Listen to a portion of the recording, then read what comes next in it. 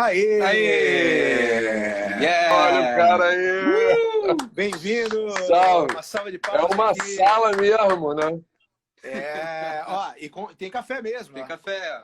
Aí. Pô, Vamos dar um jeito eu de tô fazer de água, mas beleza. Dá um jeito de fazer essa caneca chegar até você em algum momento. Aí. Presente aí, ó. Show de Caneca da bola! banda.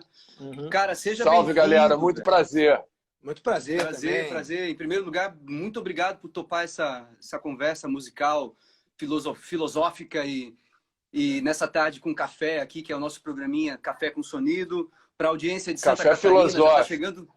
Uma galera está chegando aqui, já está conectando, já temos aí bastante gente e vai chegar ao longo dessa horinha, que vai passar super rápido, eu tenho certeza. Nós estamos também ao vivo na Rádio Web Floripa, do nosso irmão DJ Duda Soares. Então a gente também está ao vivo no ar, numa rádio, viu, Snar? Como se fazia antigamente. Essas entrevistas eram no rádio, né? É verdade. A gente sempre foi muito bem recebido no interior, na capital. A gente tem um carinho muito grande por Santa Catarina e recebemos sempre esse carinho. Então, por isso que eu atendi com um grande prazer esse convite. Pô, Guilherme, que prazer, cara. Muito obrigado para nós e muito nos honra ter um artista do calibre que é você, prestigiando esse nossa empreitada. Tu tá no programa de estreia do Café com Sonido com convidado, assim, nesse formato que a gente está fazendo agora. A gente ensaiou isso durante esse momento de pandemia e começou a fazer... Isso começou comigo na minha casa, o Anderson na casa dele, e às vezes vinha alguém trocar uma ideia também, mas nesse formato que a gente resolveu ter mais um produto de Instagram, de internet, que é esse bate-papo, trazer histórias para a galera que não faltam, né? Olha só, eu ensaiei aqui, ó, o Guilherme, vou ver se eu vou acertar, acho que não. É Guillaume Achille Claire Marie Snar. É isso? Ó, É isso aí? não é para qualquer um, não. Eu ensaiei aqui, fiquei uma semana ensaiando. Esse é o nome Ô, do meu Guilherme. querido, deixa eu falar uma coisa para vocês. Longa Conta pra vida nós. para o programa. Eu sou pé quente, então Ó. já deu certo. Valeu? Com certeza. Já é. A gente faz música, mas nesse momento, quando a gente não pode fazer show, a gente inventa conversa sobre música também. Né? Eu estou usando uma camiseta, eu não sei se está invertida aí. É uma camiseta que diz Je le ferai demain. Je le Que quer ferai dizer, demain. é um urso hibernando, que é um pouco o que todo mundo está fazendo. Isso quer dizer em português, eu vou fazer amanhã. Boa, boa. Então, assim, tudo que a gente não estiver fazendo hoje, a gente vai fazer amanhã, não tem problema. A vida segue. Estamos todos com a tornozeleira eletrônica em prisão domiciliar. Mas, ô Guilherme, eu sei que você não está parado, tem single, eu sei que já tem um single rolando aí. Já ouvimos ontem, já ouvimos, em primeiríssima mão. Estávamos ouvindo aqui. Eu sei também que você inscreveu, inclusive, música nova num festival lá em Portugal. Como é que tá essa tua vontade de botar para dentro e de continuar produzindo? Muitos achariam ou poderiam deduzir que existe idade para o roqueiro sair de cena, mas como é que é maturidade, rock and roll e tesão e vontade de continuar produzindo, Guilherme? Cara, rock and roll é uma chama interna, né? Eu gostaria de dizer que é a verdadeira fonte da juventude. Ponce de Leon, se tivesse encontrado uma boa banda de rock, ele ia parar de ficar escarafunchando as florestas da América do Sul. O que eu posso dizer é que o Zero, né, assim, só para ficar um pouco claro para as pessoas, né, o Zero é um projeto pessoal do Guilherme Snar, que nesses 35 anos de estrada já teve várias formações. Nós tivemos a formação original com o Fábio Golfetti e o Cláudio Souza, que depois fizeram o Violeta de Outono, com o Alberto Birger, que foi tocar com a Vange Leonel no Nau. Vange Leonel, claro. O Gília Eduardo, saudosa Vange.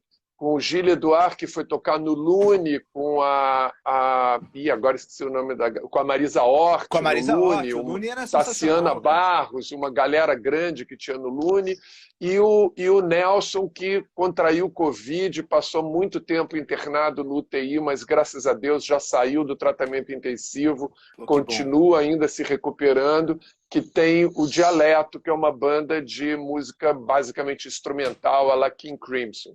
Depois, essa é a formação original. Depois nós tivemos a formação clássica, que foi a que o grande público conheceu nos anos 80, com o Eduardo Amarante, com o Fred Rayati, com o Rick Vilas-Boas, o Atos Costa no primeiro disco, o Malcolm Oakley no segundo disco.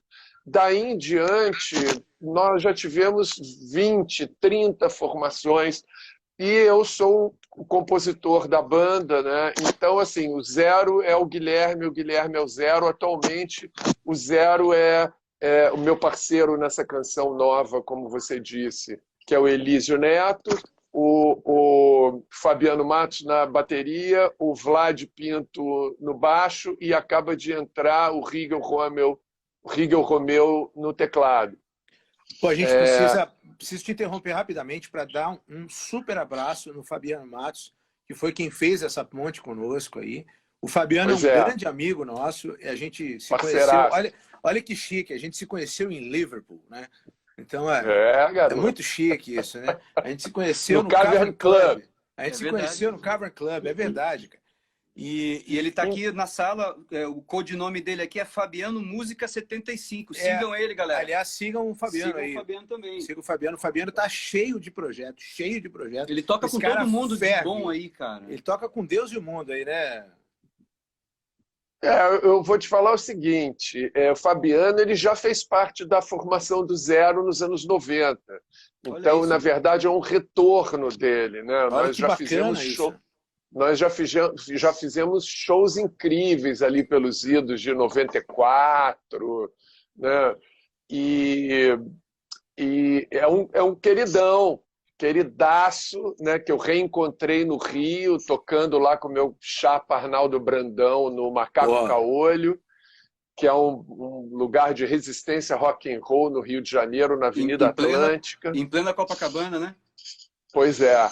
E vou pedir para a galera seguir também Guilherme Snara aqui no Instagram, Banda Zero Oficial lá no Insta da banda. E estamos aí. Aí assim, o Zero, na verdade, nunca parou, com exceção de um hiato ali entre 92 e 96. Eu sempre fiz shows. Agora, estar na estrada é uma coisa, estar na mídia é outra. Lógico. Então, na verdade, esse single novo, ele é uma tentativa de conseguir, de recuperar um espaço para o rock que foi tomado por uma predominância de gêneros populares, né? E eu acredito que o rock ele não é um gênero popular, mas ele tem aí o seu quinhão, né, de público, e ele merece ter uma presença na mídia tradicional, porque, na verdade, assim como outros gêneros de música regional ou de música de gueto, né, como diríamos, ou de nicho é melhor do que gueto. Nós temos aí um país que tem uma diversidade de produção inacreditável e é obrigado a ouvir só cultura de massa, né? Cultura de massa, a gente sabe, não é necessariamente cultura de nível, né? Porque, infelizmente, esse é um país que a população sofre com um desnível cultural muito grande por conta de políticas econômicas, culturais que se perpetuam há décadas. Então o rock merece seu espaço. Fala pro cara desligar a furadeira aí, velho. Bicho, eu acho que é aí, viu? Será? Aqui não. Aqui não, deixa eu até tirar o fone. Cara. É um motociclista roqueiro, hein? Eu acho que alguém falou de rock e apareceu um motoqueiro aí. Não é aqui não, velho. Que loucura, não é aqui também. Eu não sei onde é que é. Então. Ô Duda. Ah, já sabemos. Já sabemos onde é que é.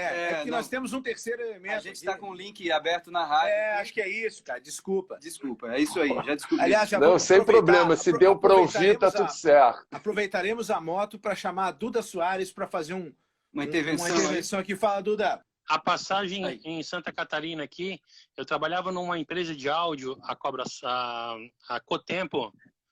Então, o áudio, naquela época, era muito precário ainda.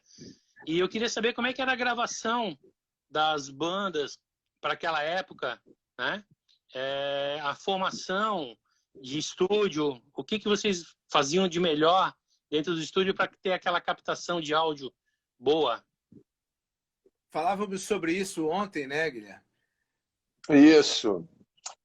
Já aproveita e emenda contando a história das tuas vindas para Santa Catarina. Nós fomos várias vezes a Santa Catarina, tocamos em Joinville, em Brusque, em Florianópolis. Eu tenho...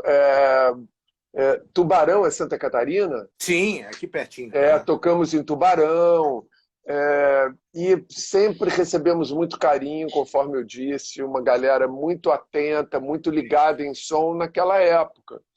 E temos uma passagem bizarra que depois eu conto, mas assim, com relação a áudio, a onda do Rock 80, ela pegou de surpresa, né, as gravadoras, porque naquela época a experiência que havia de rock no Brasil não tinha a energia que o rock dos anos 80 tinha. A gente passou ali aquele período da Jovem Guarda, que era digamos assim, um rock comportado, né? Não era o rock de distorção que gritava na orelha, enfim.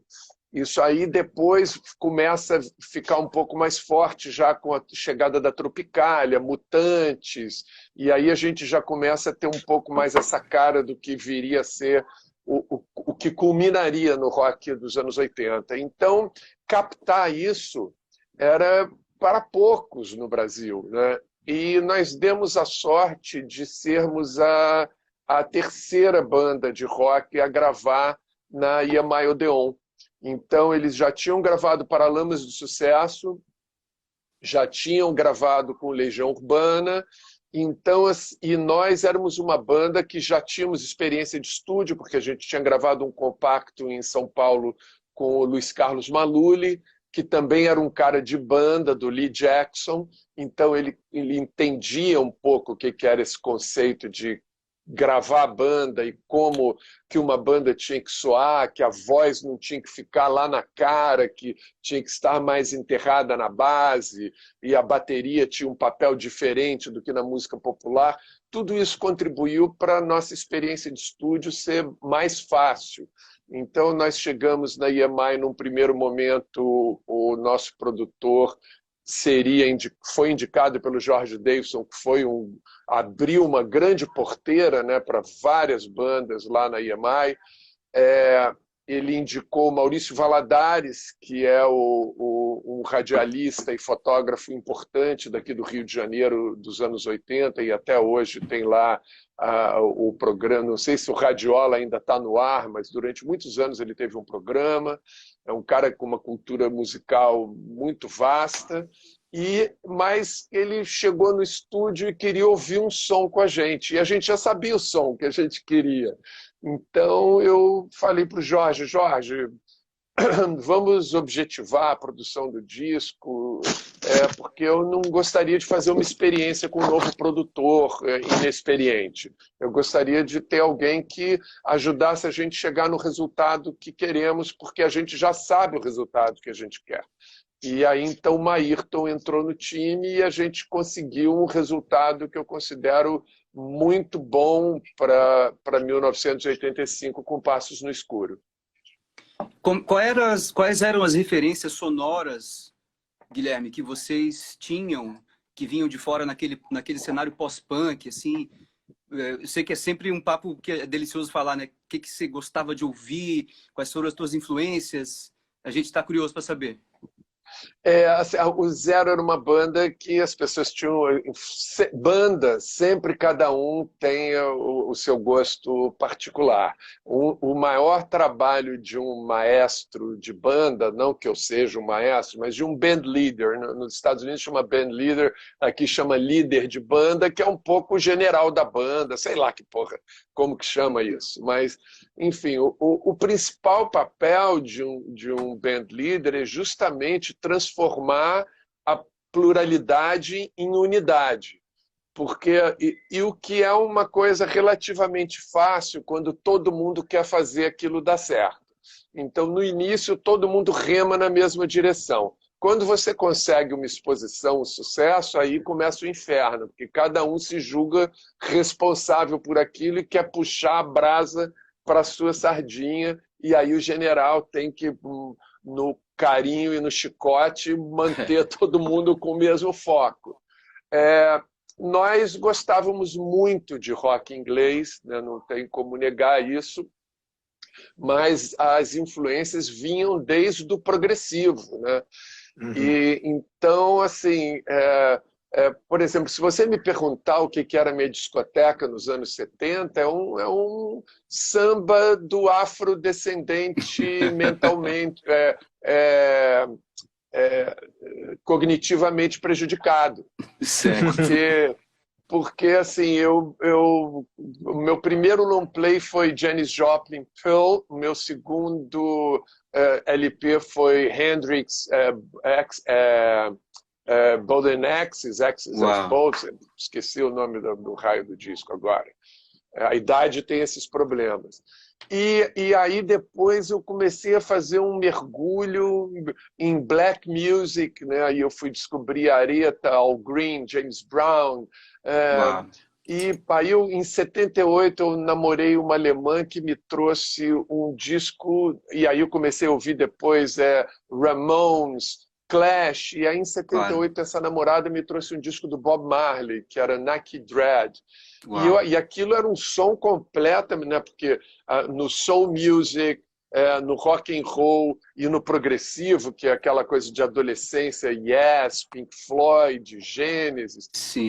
eu ainda entendia um fio que eu entendi uma ligação entre aquilo tudo ali. Mas quando ela me mostrou esse álbum do Bob Marley, eu falei, cara, de onde veio isso, né? Porque isso não tem a ver com nada. Aí ela falou, mas se liga que esses punks aí que você curte, o show que eles vão em Londres é desse cara aí. Então Olha que loucura. se liga que isso aí vai ser uma coisa muito legal, como de fato foi. Então era essa salada, minha discoteca era uma salada, e aí depois entrou disco music, entendeu?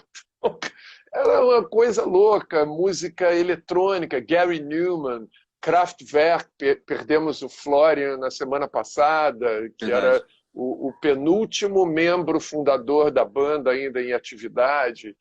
Enfim, na verdade é o seguinte, a nossa geração fez a melhor música porque a gente ouviu a melhor música. A gente cresceu ouvindo o melhor rock que já se fez no planeta nos anos 60 e nos anos 70. Então, era muito fácil fazer música boa nos anos 80, porque a base era muito sólida. E é por isso que a gente tem essa nostalgia. Mas eu já ouvi depoimentos seus falando sobre a música, o que se chama de música oitentista. Na verdade, é música boa. Não deve ser fadada àquela geração simplesmente pela década em que foi concebida, certo? Não é apego nostálgico e não é apego estilístico, né? Porque as coisas ficam datadas, os sons ficam datados. Mas eu vou falar pessoalmente, assim, eu já tive que revisitar o repertório clássico do Zero em 3 ocasiões, nos 15 anos da banda, nos 25 anos da banda e nos 35 anos da banda. Para gravar o primeiro CD em 2000, que, né, nossos filhos não podiam escutar nossas músicas porque não existia um CD do Zero, aí a gente fez o eletroacústico. E eu vou te falar, foi uma dificuldade muito grande escolher o que tirar, porque assim as músicas são atuais, né? De conteúdo. E da mesma forma, por exemplo, em São Paulo, quando eu ainda estava em São Paulo, em 2013, veio em casa o Rui Mendes, que é um grande fotógrafo do rock oitentista em São Paulo, o cara que fotografou todo mundo, né, de São Paulo, de Brasília e do Rio também, né, um salve para Rui Mendes. E aí o Rui falou, pô, Guilherme, me mostra aí um pouco das coisas novas que você está ouvindo. E aí eu mostrei várias coisas para ele, Suicide Sports Club, Satellite Party, umas bandas que eu estava ouvindo lá em 2013. E aí ele ouviu aquilo tudo, no final ele falou assim, porra, tudo meio 80, né? Eu falei, não, cara, isso é tudo 2000. Mas isso que você está identificando como 80, na sua memória afetiva, quer dizer música boa. Então, não é anos 80 não é uma década no calendário, é sinônimo de música boa. Eu acho que uma coisa que precisa ser salientada é que tu levantou aí uma lebre. Não estamos falando em referências estilísticas, né? Mas sim em relação à canção, né? A canção ela é soberana ao arranjo, sempre, né?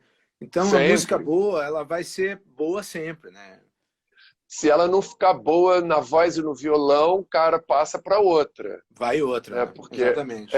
Porque a canção está ali na voz do violão. Agora, eu não te respondi a respeito de influências, mas assim, eu tenho como influência pessoal no canto pessoas como Scott Walker, que na verdade chama Scott Engel, que é influência de Bowie, de todo mundo que veio depois, né, dos Walker Brothers. Eu tenho influência do Bowie, eu tenho influência do Brian Ferry, e eu tenho amor por vozes diferentes, como a do Mark Hollis, do Talk Talk, do Boy George, do Culture Sim. Club, porque são pessoas que têm uma voz muito particular, daquele cara do Fine Young Cannibals, que agora Era muito legal. me fugiu o nome dele, ou seja, e assim, para trás um pouco, Cat Stevens, James Taylor, quer dizer, pessoas que têm personalidade vocal. Eu gosto de ouvir uma pessoa cantar e aquela voz não parecer com a voz de nenhuma outra pessoa. Pois é, a tua voz tem assinatura. E influências como bandas, a gente foi influenciado por Talk Talk, por Depeche Mode, por Simple Minds, por U2, tudo que rolava de mais bacana naquela época. Eu lembro uma vez que quando o nosso primeiro disco saiu, a banda mais importante da gravadora eram os Paralamas, e aí saiu uma matéria dos Paralamas em que o Herbert dizia: esse Zero, pô, é uma banda que fica copiando as bandas inglesas. Aí eu li aquilo e falei assim, peraí, bicho, você já ouviu The Police? Não faz sentido. Por acaso, né? Porra! O setup do Baroni é igual ao do Stuart Copeland. Igual. Como é que você vem falar que eu imito bandas inglesas, cara? Qual é? Todo mundo queria ser uma banda inglesa, cada um com seu sotaque. O Baroni, inclusive, lá. toca, né, com Andy Summers. Quando o Andy Summers vem no Brasil, hoje o Baroni e o Rodrigo Santos. Santos. Né? Isso. Call the Police, né? É o nome do e o Andy Summers, assim, pouca gente sabe, o cara é uma sumidade musical, assim, do nível que ele é inventor de escalas. Né? O cara é inventor de acordes. Ele tem um nível assim que eu chamaria de erudito, né? Quer dizer, um cara que é um puta, cara. Então é uma Ele consome honra, muita música brasileira. É verdade. Uhum. Agora me fugiu outra coisa que eu queria falar das nossas influências, mas tudo bem, daqui a pouco vem. Daqui a pouco volta. Mas coisas como o Cure e o Smiths também permearam a tua biblioteca? Claro, com certeza. Não só permearam, como tinham ali pole position, né? Johnny Marr é uma referência de guitarra inacreditável. Morrissey é um letrista incrível. Também tem Assim, uma voz particular, né? O Morrissey tem um vocal particular também, né?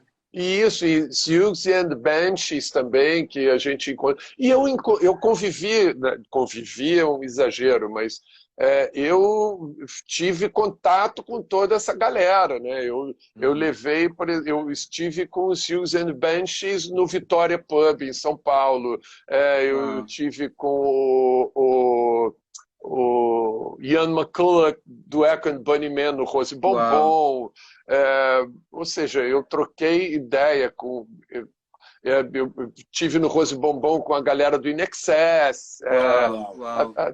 A gente... Era uma época que se trocava essas figurinhas, né? Vocês como Zero abriram o show da Tina Turner, né? A turnê da Tina Turner no Brasil. Foi, que é considerada pelo Guinness a maior plateia pagante de um artista solo do século XX. A gente abriu esse show aí. Uau! Como é que foi essa loucura, cara?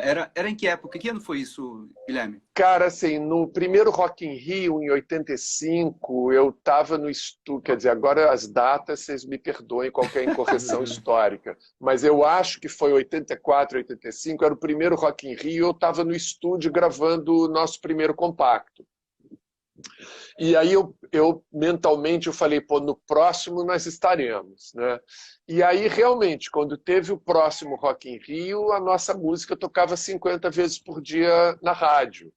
E isso quer dizer que em qualquer horário do dia que você girasse o dial, né? Dial para a garotada é um botão que você roda e aí a rádio ia passando assim com um ponteiro. Qualquer hora do dia que você girasse o dial, a nossa música estava tocando em alguma rádio. Então eu falei, porra, maneiro, esse Rock in Rio a gente está dentro. Quando saiu o line-up do Rock in Rio, só tinha o Paralamas do Sucesso da nossa gravadora e eu fiquei deprimidaço, né? Falei, porra, não estamos no Rock in Rio, como é que pode? Mas a Legião também estava estourada. E também não estava. E aí a gente descobriu que a política daquele ano era a de que cada gravadora poderia incluir no Rock in Rio a quantidade de artistas nacionais que ela trouxesse de artistas internacionais para o Rock in Rio. A EMI só trouxe o Queen. Uau. Só, né? Só. Não precisava trazer mais nada. O Rock in Rio só foi possível porque o Queen veio. Né? Aquela apresentação do Queen naquele Rock in Rio foi uma efeméride que ele reconheceu, né, na biografia. No filme aparece, ele fala, porra, aquilo teve um impacto na minha vida, na minha carreira, né? Porque eu imaginei que ninguém conheceria uma música minha no Brasil quando eu vi o Brasil cantando Love of My Life. Aquilo foi uma porrada, né, existencial. Mas, enfim, eu falei só porque, assim, de todos os artistas, né, a gente tinha Duran Duran, que na época acho que eles estavam separados, Power Station e outra banda que eu não lembro qual era. Mas, enfim, a gente tinha uma série de artistas internacionais que poderiam ter vindo, mas só do elenco só veio o Queen. Então, a gravadora só pôde incluir uma banda, que foi os Paralamas. Passou 15 dias, 2 semanas, me liga o Beto Boaventura, que era o presidente da companhia da época, e me fala com o sotaque americano dele, porque ele é daquelas pessoas que morou uns anos nos Estados Unidos, igual o Felipe Seabra. Mora uns anos nos Estados Unidos e volta falando assim, sabe, Guilherme? Para sempre. Eu queria te contar uma coisa. Eu falo, aí o Rich, que não é brasileiro, fala português bem, né? O Rich, que é um amigo querido, amado do coração, meu ídolo, né? Assim, uma das razões que me levaram a montar uma banda de rock nos anos 80, porque a minha primeira banda de rock foi nos anos 70 com o Lobão, né? Foi a nossa primeira banda de rock no colégio e tal. Mas nos anos 80, quando eu resolvi montar uma banda de rock, foi quando eu ouvi Menina Veneno. Né? Então é um cara com quem eu encontro de vez em quando, a gente troca sugestão de filmes pelo WhatsApp, pelo Facebook. É um cara que eu tenho uma admiração enorme e ele tem uma história do rock na cabeça inacreditável, né? Porque ele vem para o Brasil quando ele conhece a Rita e os Mutantes em Londres, né? E aí ele vem nessa barca e ele tem a memória lúcida e clara de tudo. Quando eu lembrei para ele que eu toquei, porque aí ele foi tocar com o Vimana, né? Quando ele veio para o Rio de Janeiro, Vimana, que era a banda do Lobão com Lulu. E aí eu falei, pô, mas antes do Vimana, o Lobão tinha uma banda comigo no colégio que chamava Grêmio Recreativo Nádegas Devagar. Ele falou, eu conheço as músicas. Ou seja, ele lembra de coisas, eu não lembro de nada. Ele lembra de todas as coisas.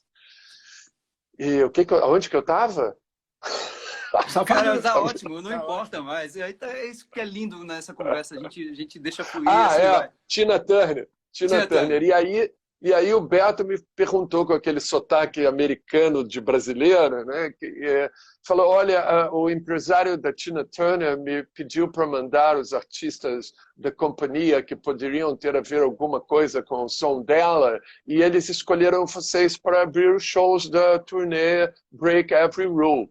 E assim, eu era fã de Tina desde I Can Tina, entendeu? Desde quando os Stones levantaram a carreira dela, porque ela passou um pedaço, e a gente tinha acabado de assistir Mad Max, que a trilha era dela, então eu falei, uau, porra, e ainda assim, ser escolhido por ela, né? Quer dizer, não era uma coisa, porque entrou tal banda, entra tal banda, não era um desejo da gravadora, a gravadora provavelmente gostaria de ter colocado um artista mais pop, sei lá eu qual, Sarah Jane, que estava estourada na época, né?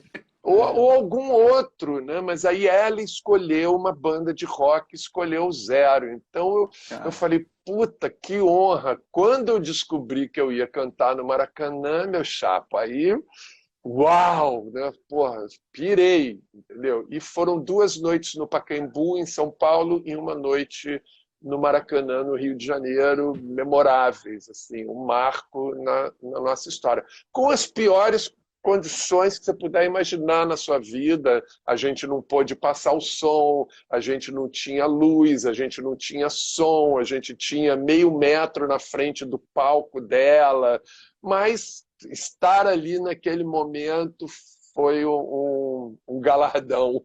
Mas ninguém tira isso da biografia do Zero, né? Não tira. A galera tá dizendo que o show da Tina, a Alessa tá falando aqui que o show da Tina foi em 88 para 180 mil pagantes. Nossa. E ela estava lá, ela viu. Que maravilha. Um beijo para ela. Um beijo para ela que lembrou tudo isso direitinho e principalmente por ela estar lá e nos acompanhar até hoje. É uma alegria. É uma alegria. Alessa, obrigado, meu amor. Te amo. Guilherme, o tempo voa, né, bicho? A gente tem só 22 minutos. Já passou sacanagem. Mais meia hora.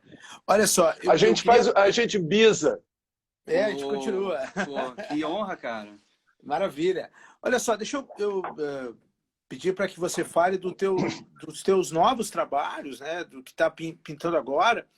E como tu já conversou ontem um pouco, eu gostaria que tu dissesse para a galera aqui, contasse um pouco da tua ligação com o Lobão, com o Apollo 9 e o Royce Calla, cara. Conta essa história pra gente aí. E já nem lembro quando, mas ali no começo da segunda década dos anos 2000, o Cláudio Júlio Tognoli, que é um grande jornalista investigativo. Mande um abraço, porque ele tem um fã aqui em Florianópolis.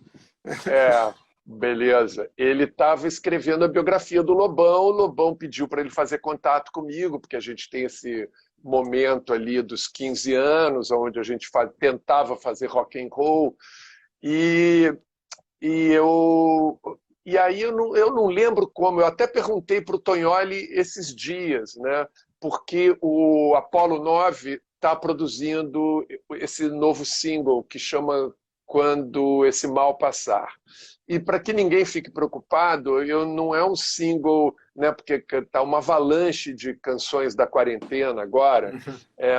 Embora a música chame-se Quando Esse Mal Passar, essa composição que minha com o Elísio, né? O Elísio me mandou esse tema e aí a letra veio em 2 minutos e a melodia, enfim. E aí a gente gravou uma primeira versão, que essa que eu mandei para você, é uma versão demo, né? A gente gravou por arquivos telefônicos. Ela agora está sendo produzida pelo Apollo 9. O Apollo eu conheci com Kodiak, em São Paulo, no final dos anos 80, começo dos anos 90. Ele era um garoto de 18 anos, por aí. O Kodiak é o cara que fez o Agentes, que é a banda seminal de São Paulo, né?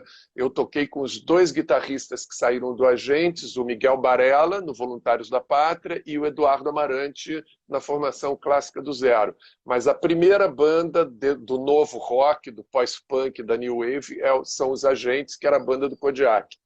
E o Apollo estava fazendo um trabalho com o Kodiak nessa época. O Cláudio me convidou para esse almoço com o Roy Cicala, que tinha um estúdio com o Apollo. O Roy, para quem não sabe, era o engenheiro do Record Plant Studios em Nova York. É o cara que gravou Starting Over, o cara que gravou Hendrix, é o cara que gravou Bowie, o cara gravou todos os meus maiores ídolos, né? E esse equipamento todo veio para o Brasil, para o estúdio dele, né? A minha música está sendo mixada nesses equipamentos históricos, né? E só saber que a minha voz está saindo na mesma caixa de som que saiu Imagine, eu já fico inteiro arrepiado, mas tudo bem. E aí a gente foi para esse almoço com o Lobão, eu, Lobão, Cláudio Júlio, o Roy Cicala e o Apollo, né? E, cara, eu vou te falar, com o Lobão no almoço, até o Roy Cicala. Eu louco para ouvir as histórias do Roy, cara, e o Lobão não parava de falar 1 minuto, né?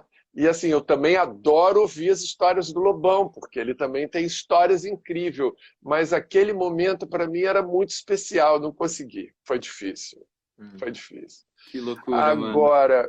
Agora, estamos vivendo esse momento onde eu aqui de casa estou aflitérrimo com a minha música sendo produzida lá em São Paulo, né? Aí fico eu e o Elísio trocando mensagem, né? Porra, e aí, como é que será que tá ficando? Uma puta ansiedade aí, a música deveria ter ficado pronta. E ontem o Apollo me ligou, falou: ó, Guilherme, eu tô tão inspirado, a música é tão linda que eu tô pensando os detalhes com muita calma, então, pô, eu te peço ter um pouquinho mais de paciência, porque eu quero fazer um trabalho à altura da canção, então ficou para um pouquinho mais para o fim da semana. A gente está aqui, ó, roendo as unhas,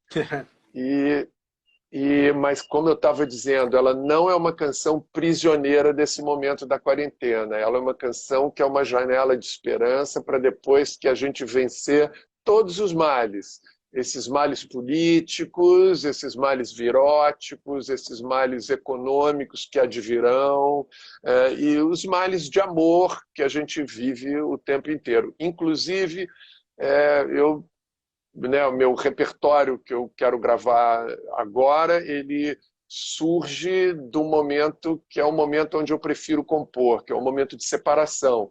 Eu saí de um casamento de 13 anos em 2018 e isso rendeu muitas canções, porque a minha catarse é através da composição. E é engraçado porque durante esse casamento a mulher sempre falava: pô, você nunca fez uma música para mim. E aí eu sempre disse para ela: eu faço ótimas canções de separação. Então essa é uma tese que eu comprovei mais uma vez. Você acha que o poeta tem que ser machucado para render um bom fruto? Ou ele pode fingir? O Kiko Zambianchi, que é um parceiro de vida meu, né? Ele tem uma música que fala isso, o poeta gosta do que faz doer, né? Ou do que dói. Eu não lembro exatamente qual é a frase, mas Eu só canto sobre o que eu sinto. Então, toda hora tem gente que me manda letra, ou tem gente que fala, pô, você tinha que cantar tal música. Eu não comecei minha carreira como cantor, né? Eu comecei minha carreira na moda, eu virei cantor por extensão, porque eu ia pesquisar moda nos shows de rock nos Estados Unidos e na Inglaterra, e eu vi os shows e eu comecei a curtir aquela onda e aquela semente que eu tinha de ter uma banda de rock na adolescência, eu já tinha condição econômica de fazer uma banda de rock sem ter que me preocupar com o rock para sobreviver. E aí, então, eu me dediquei ao rock, mas também muito com uma visão estética, né, do conjunto do que era uma banda de rock, porque era o que eu via lá fora, e eu achava que isso não era um foco aqui no Brasil, e foi o que fez uma diferença no Zero, de certa maneira, né? A nossa estética tinha muito a ver com a coisa musical, mas também com a coisa visual, com as capas, com tudo isso daí. Me perdi de novo. Não, mas é isso, sobre a poesia ser provocada pela dor, mas até como letrista iniciante que somos aqui, a gente não tem aí essas horas de voo que tu tens, me interessa em perguntar sobre isso, até porque a gente na nossa prática aqui cotidiana de tentativa e erro de composição, a gente se apega a alguns rituais ou algumas maneiras de tentar entender de como vem a letra mais fácil, né? Eu queria que você falasse um pouco mais sobre isso, como é que é o teu processo criativo. Tem letra que vem, né, psicografada, né? Arte de uma maneira geral, música principalmente, né? Música deriva do termo musa. Musa é a que traz a inspiração. Então, desculpa, é ao contrário. A musa, aquela que traz a inspiração, é derivada do grego musik, né? Ou seja, a arte mais importante de todas é a música. Toda arte exige uma ação do observador. Você tem que ir buscar aquela arte, você tem que estar olhando para uma tela, você tem que ir ao museu, você tem que ir ao cinema. A música, ela vem até você, ela te invade. Às vezes você quer estar no silêncio e o vizinho liga o pagode, entendeu? Então a música, ela te ataca, né? E a letra da música, a melodia da música, ela vem, eu acho que todo canal de expressão artística, de criação artística, é canalização, entendeu? De alguma maneira aquilo entra por você. Às vezes vem pronto, às vezes você tem que suar igual um louco para fazer frente àquilo ali. Eu tenho todo um trabalho de samba, por exemplo, que me deu, que eu suei muito para concluir, porque as coisas vinham fragmentadas e eu tinha que depois criar a altura daquilo ali, né? Eu sou, por exemplo, parceiro de Rio do Hora, entendeu? Que é produtor do Zeca Pagodinho, do Martinho da Vila. Então, isso daí dá muito trabalho. Agora, eu acho que quando você compõe a partir do seu momento de dor, isso tem uma sinceridade e uma verdade que está no inconsciente coletivo. Então, quando o neguinho fala assim, brasileiro gosta de música de fossa, é porque brasileiro é um povo muito sofrido, porra. E aí, na hora que você ouve um sentimento, uma verdade poética que vem desse momento de dor e de sofrimento, você se identifica com aquilo imediatamente, porque você fala, porra, ele também passou esse perrengue. Agora, eu tenho inveja uma vez eu vi o Caetano Veloso falar assim, o Jorge Ben nunca fez uma canção triste. E é verdade. E aí, então, por conta daquilo, eu me apaixonei na época por uma mulher em Curitiba, aí pertinho. E aí eu escrevi Em Volta do Sol, que é a minha única canção alegre também, né? Dessa história toda. Mas agora. Mas é motivado por um sentimento forte também, da mesma forma, né? Então, Sim, eu só escrevo sobre o que eu vivi ou sobre o que eu extraí do que eu vivi, do que eu acho, né? Deixa eu emendar uma pergunta aqui. Só porque tem a ver com isso. Você não acredita, então, ou pelo menos não acredita para você, no ofício de compositor, hoje eu preciso compor. Está na hora de escrever uma letra. Eu Como acredito hábito? nisso.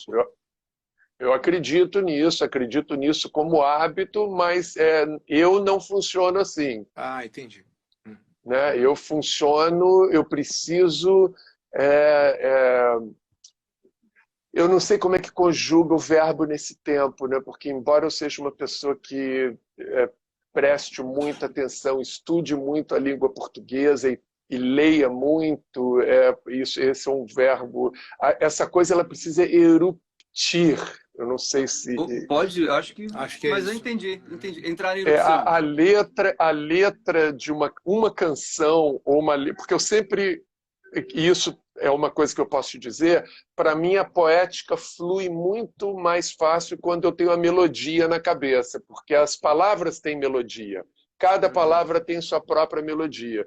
E o grande breakthrough da minha geração de compositores foi nós termos criado um rock em língua portuguesa, porque é uma língua paroxítona, muito difícil para você compor na métrica do rock. E esse é o grande diferencial. Inclusive, quando a segunda geração, nos anos 90, veio cantando em inglês, eu fiquei puto dentro das calças, porque eu falei, porra, a gente luta igual um louco para criar um rock em língua portuguesa, e é por isso que eu chamo aquilo ali de rock brasileiro, porque no mundo inteiro é rock anglo-saxão. Na Finlândia, ninguém faz rock em inglês, na Itália, ninguém faz rock em inglês, no Japão, ninguém faz rock em inglês, na Europa, entendeu? Todo mundo faz. Então, isso é rock.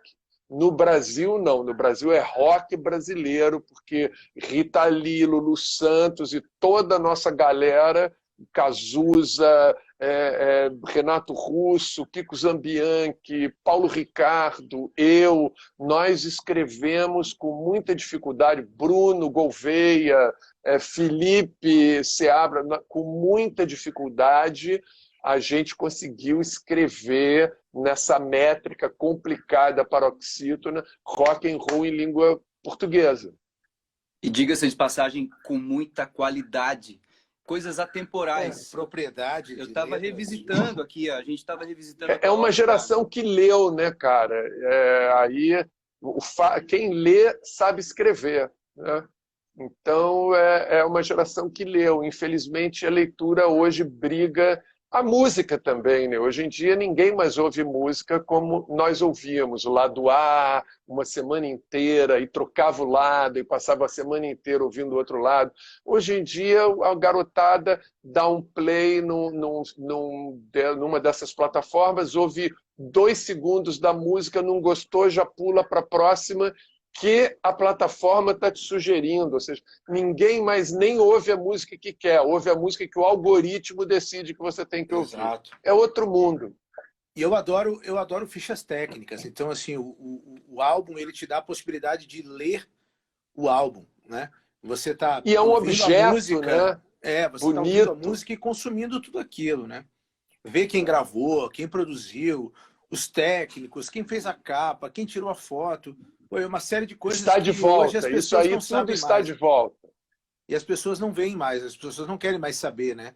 Hoje, eu acho que esses processos estão cíclicos. E aí, como a gente falou de filosofia, se eu puder filosofar nesses minutos finais, por favor. Eu acredito o seguinte: a gente nunca esteve tão perto de voltar para uma era pré-industrial. A gente hoje já está passando um momento da evolução, talvez único na evolução da espécie humana, porque a gente vai passar por uma cintura populacional onde a sobrevivência não vai ser a melhor adaptação do DNA do indivíduo, vai ser a melhor adaptação do DNA coletivo.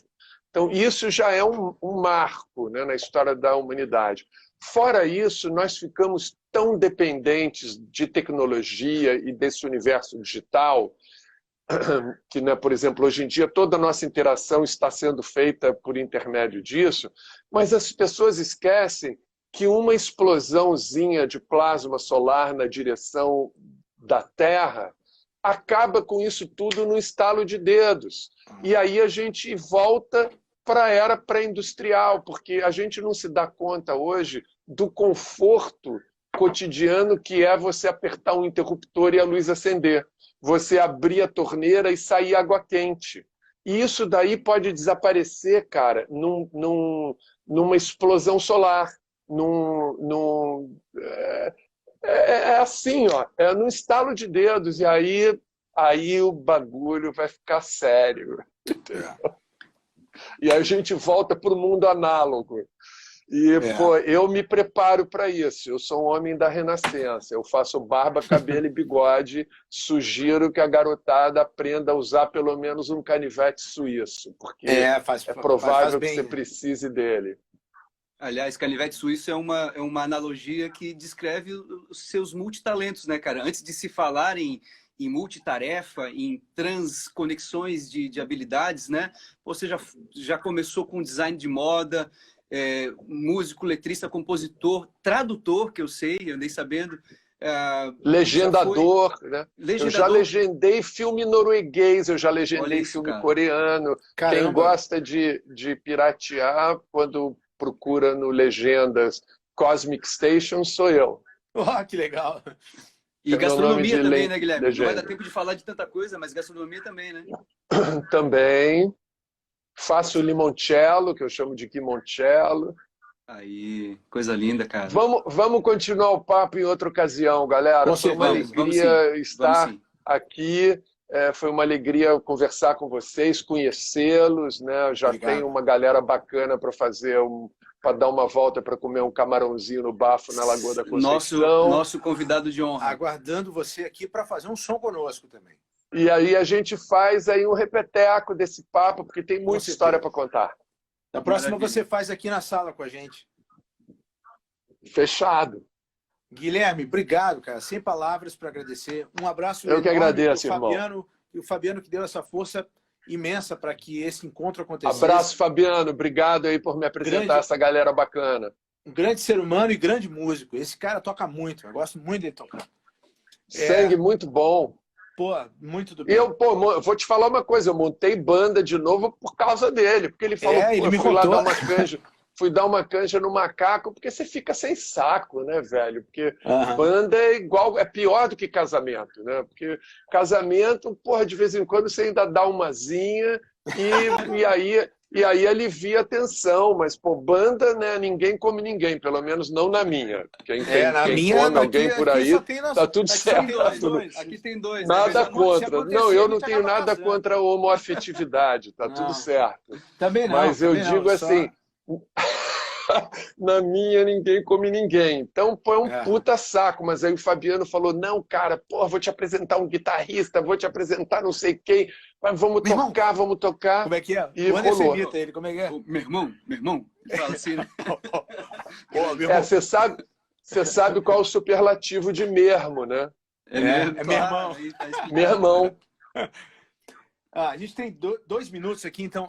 Obrigado a todos os ouvintes da Rádio Web Floripa. O Duda Soares também, pô, deu um problema grave com a internet aqui. A gente não conseguiu falar com o Duda, mas fica o nosso agradecimento. Esse material, ele no Instagram, em 24 horas, ele sai, mas a gente vai dar um jeito de colocar no YouTube também. Então, para eternizar esse papo, que foi sensacional. Guilherme, muito obrigado. @Guilherme Snar, é isso?